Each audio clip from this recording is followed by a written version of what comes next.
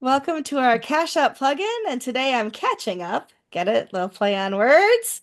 Little WordPress play on words with Ryan Bracey, one of the co-organizers for WordPress Accessibility Day, which will take place this year in October. I forgot. I know it's 15th? over 15th. That's Yep. my birthday, right? So I thought, but I can't remember if it starts on the 14th and goes into the 15th or 15th into the 16th. I kind of forgot. Um, I should know. Sorry. I'm just didn't look it up to remind myself, but it's my birthday and everybody should absolutely come celebrate my birthday and accessibility all at the same time. That's just an aside. Agreed. Ryan Bracey is with me today. Ryan, tell us a little bit about yourself before we dive right into WordPress Accessibility Day. Well, thanks. Hey, happy to be here and catch up with you. But my name, like you said, Ryan Bracey. I am the director of web development for an agency in New Jersey where I'm located, called Second Melody. At my agency, we do everything pretty much across the gamut of branding, copywriting, web design, web development, production materials, social media marketing, anything you need, we can handle. I am lucky enough to be given the latitude to spend my time volunteering for organizations I believe in, such as WP Accessibility Day. So I joined this group about 4 years ago as a volunteer moderator. 3 years ago, I came on as an organizer.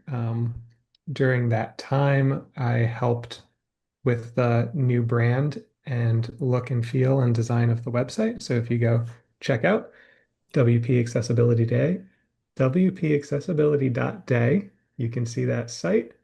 If you go to 2025.wpaccessibility.day, you can see the site for this year's event.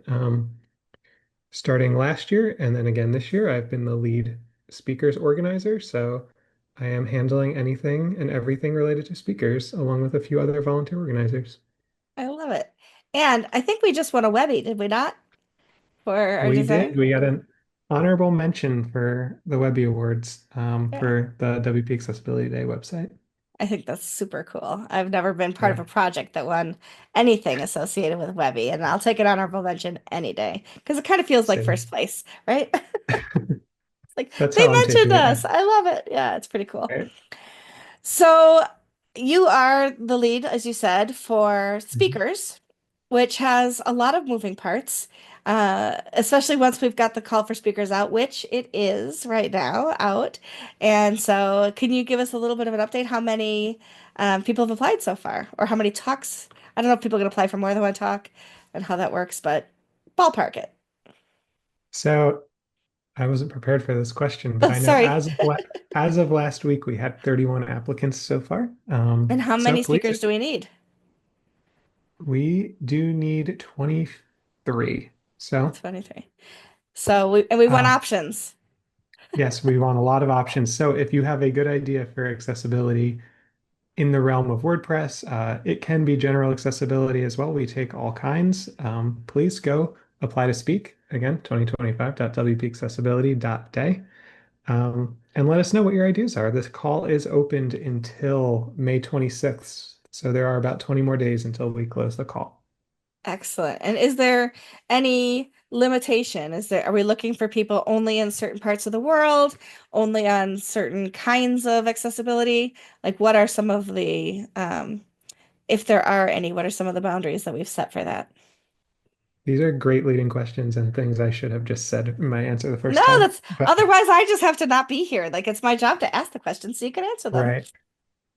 So yeah, if you're not familiar with the event, WP Accessibility Day is a 24-hour global event. We run for 24 hours straight. It's a completely virtual event. It's free to attend. As a speaker, we do gift an honorarium of 300 Honorarium. honorarium of $300. So we do compensate you for your time if you come and speak. Like I said, it's a 24-hour event, so we do have 24 slots, one keynote, 23 speakers. It's virtual, which gives us the benefit of being able to be global. So we like to have a selection of speakers from all over the world, um, as well as any kind of walk of life. So we look at varieties of statistics in gender, diversity, race, anything. We want to have a nice composition of speakers to represent all Mhm. audiences. Um, to say, though, our selection process is completely anonymous, so it is based round one on the merits of your talk. We will review what it is you put in, rank based on that. After which we meet together as a committee and kind of talk through what we want to speak about this year, how we want to shape the conference. We will de-anonymize and then make sure that we are representing a variety of groups of Mhm. people across the world. Like I said, both geographically and um, statistically. Uh, This year, too, we are making a little bit of a change in the way we are holding our conference. Historically, it has been live speakers. This year, for the first time ever, we are doing pre-recorded talks with a live Q&A. So it's a little bit of a hybrid. Speakers will pre-record and submit their talks to us, which we will then play on the day of the conference, followed by a brief Q&A session so that the speakers can interact with the audience members who are there on the day. I love this for a couple of reasons. Number one, as somebody who has given talks virtually before, when you record it, you have the opportunity to do edits, you have the opportunity Mhm. to have some fun with editing, right? So you can bring different features and things like that into it. Also, it gives you opportunity to feel like you've perfected it before you've turned it in. Mhm. And let's say that your Wi-Fi is terrible because of a storm or whatever, the day that you're supposed to present, we can play that for you and it's not causing all kinds of issues during your talk, which I think is also having put on several live events in the past is one of those things where you just have to cross your fingers and hope that people's Wi-Fi works. But when you are submitting a pre-recorded talk, we can make sure that it does, which I think is a wonderful thing. Mhm. What do we have as far as accessibility for those people who are watching? So, Right. That's good. And just to echo what you said too, we're excited for this new format, and I think our tech team is especially excited for this new format. It presents some of its own challenges, but it does help remediate things like people's Wi-Fi not connecting, or even with running a global event, you do have people who mistranslate the time that they are supposed to show up.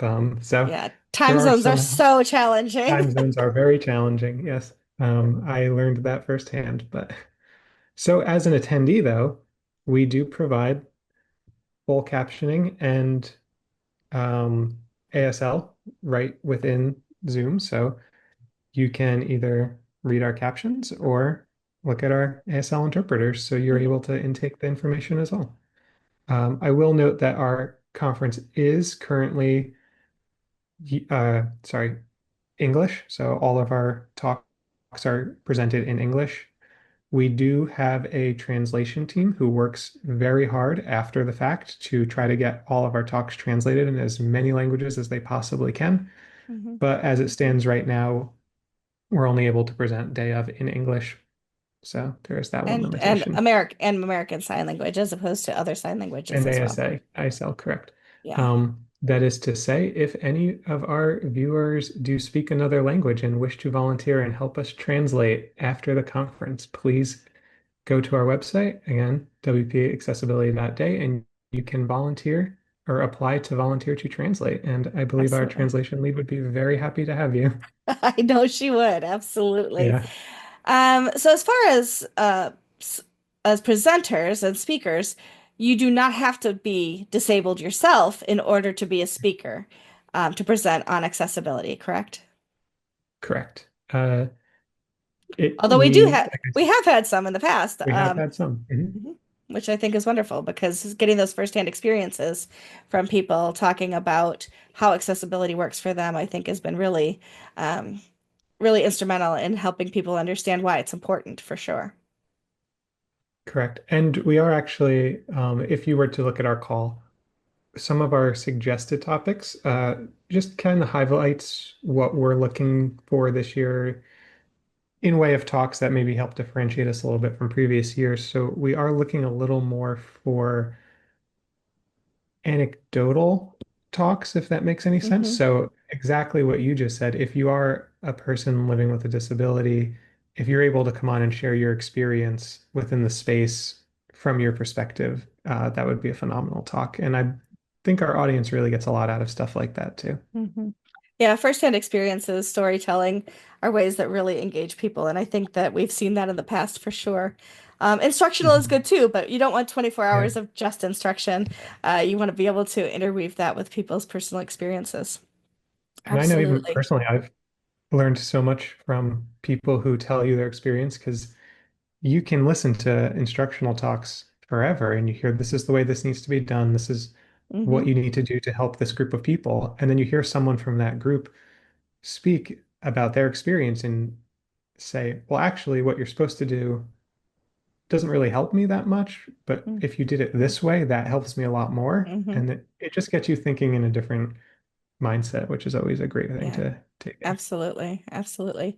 Uh, so some of the other questions that I have about it are, Mhm. do you have to attend live or will these be available afterwards? So for example, 24 hours is an awfully long time to stay awake and take in speakers. So how would I manage that if I'm not able to be awake for all the talks? Well, your first option is lots and lots of coffee, which I Copious think amounts of keeps a lot, caffeine. yeah, it keeps a lot of our organizers going. But no, we do work to get to get post-event recorded sessions out as fast as we can. Um, those include the captions, the ASL. There's a little bit of an introduction preamble. The Q&A will be part of that. So you'll get the entire experience pre-recorded, no, post-event recorded and Yeah. uploaded so that you can go watch it. Absolutely. I think that's really Um, cool. Which means that if you are interested in what happened last year or the year before that, those already exist on our YouTube channel and you can go back and look at some of those. And sometimes it's inspirational to see what's been done in the past, to think of ideas to submit a talk for this year or even next year. One of the topics that I say, there are very few topics that we say we don't want. But one thing is if you are absolutely a proponent of overlays, take it someplace else because we don't believe in overlays. They are that is not true. actually accessible. So don't come tell us about how awesome your overlay is because that talk was not likely to get upvoted. No, you will not get many votes on that one. Exactly. How many speakers submissions are we looking for? Do we like love a certain number? Like would we love to see 100 so that we can kind of distill that down and make sure that we have a nice a nice diversity of Mhm. topics? Yeah, I like to target around 75, about three Okay. times what we need. Just for exactly what you said, a nice diversity of topics, but also diversity of speakers Sure. and location of speakers. Just gives us a lot to like a lot of material to work with and choose from. So that is Hmm. what I hope to get. I think we broke that last year. We got over Hmm. 80, so hoping to get a little more this year.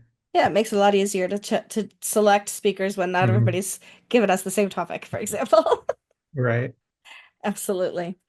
What other things can we look forward to, or what other things would you like to mention that I haven't asked you about yet? Oh, goodness. Yeah, I think just we're pretty excited for this new format. We're excited to see what Hmm. everyone does with it. Hmm. I hadn't even considered that speakers will have the ability to add effects to their pre-recorded talks. So I'm Oh yeah. kind of excited now that you said that to see what people do and how much fun they have with it. Hmm. Um, please, if you're doing that, no strobing lights or anything like that. But Exactly. Exactly. I'm excited to see what we come up with. And as mentioned a few times, if you do have a good idea for anything in the accessibility space, if you're an expert, if you are not an expert, but you're an advocate, if you are someone who experiences a disability, if you have a team at your company where you are trying to promote or ingrain accessibility, any of those things make great talks. So please, Hmm. please go apply. I said the talk is open till the 26th. You do have about a little under 3 weeks left, Hmm. and we'd be excited to review them all. But Absolutely. And we do, of course, get a lot of submissions about visual. blind and Hmm. visually impaired people, low vision, that kind of thing. But there are so many other disabilities that impact people when they're on a website. So if you have an idea for something outside of visual, so maybe it's auditory, maybe it's manipulative or manual ways to use the web. We would love to hear those, Hmm. especially because I think those are topics that aren't spoken about as frequently, and they are Yeah. just as important for other parts of our community. So, yeah, so we're open to all your ideas. Get them into us. Like I said, unless it's about Hmm. overlays, because we don't want overlays. But Yeah. that's a topic for another day for sure, about why we don't like those. Yeah. That's a whole other podcast. It is for sure. Uh, you can't buy tickets yet. I say buy. Tickets are free. You Mhm. cannot register for your tickets yet. That will be coming later this summer. But we do have spots still available for sponsors. So our Mhm. excuse me, our platinum and gold are gone. I think silver might be gone. We still have some bronze spots left. Might be a couple silvers left. I've I kind think of we have a lost few track. silver left. Yeah. Okay, a couple silver left. If you're interested in sponsoring, this is a wonderful opportunity. We are a 501(c)(3) nonprofit. Sponsorship Hmm. doesn't necessarily count towards that. Donations do, of course. But your sponsorship helps others learn about how important accessibility is on the web. And of course, there's benefits to being a sponsor as well. And the call for media partners is also open. So if you have a podcast, if you have a newsletter or an online organization that you might be able to help us get the word out about this and you're interested in being a media partner, you can go to 2025.wpaccessibility.day and find that call as well. So both of the open call for sponsors, speakers, and media partners are currently open. Yeah, I that's think we've great. hit them all. Have I missed anything, Ryan? I think that's good. And then, yeah, I guess also to mention if you yourself don't have an idea for a talk, but you know someone who you think might, Mm, please share with please. them as well. Yeah, encourage them. Um, yeah, and I guess one more note, I believe this is true. I hope it's true. If you are a certified professional in accessibility core competencies with the International Association of Accessibility Professionals, these talks do count towards your required hours to keep that up every year. Yeah, I've heard that as So well. attending does help you. Yep. Absolutely. And there's a lot of good information, of course. And things change on the web all the time. So just if you had Mhm. ideas or heard something 3 years ago, it might be a little different in how we deliver things today. As we know, Oh, yeah. technology moves very quickly. So that's a great thing to mention. Thank you for bringing that up. So. Yes. Absolutely. So, Ryan, thank you so much for joining me today. I am also an organizer. That's why I failed to mention that at the beginning. I am one of the organizers on the marketing team, along with June Liu. We co-organize marketing for WP Accessibility Day, which is why I kind of knew how to lead some of those questions and knew some of the Mhm. answers in advance. This is my second year doing that. So, it's a pleasure to serve with you, Ryan, on that committee. And I appreciate all the work that you put into that every year. And yeah, I know you're wearing the t-shirt. If you're listening and you can't, and you're not, he's wearing last year's organizer t-shirt, or we actually sold these as well with your registration. It says Focus. It's a feature, not a bug. WordPress Accessibility Day 2024. I am incredibly excited for this year's t-shirt. So once it's As am I. I know, once it's available and people can see it, I think we'll be wearing them if you're over at WordCamp Europe, you'll probably be able to see us in those t-shirts on Contributor Day as well. So again, Ryan, thank you so much for spending some time with me, and look forward to seeing you hopefully at Work Montclair coming up soon, one-on-one to see you over there, and then That will be also good. continuing to work with you on WP Accessibility Day. Thank you so much, and thank you everybody else for hanging in and watching us and learning more about it. And in case you missed it, in case we didn't say it too many times, enough times, 2025.wpaccessibility.day. That's where you can get all the information. So, thank you everybody. Thank you, Ryan. We'll talk to you soon. Cool. Thanks for having me.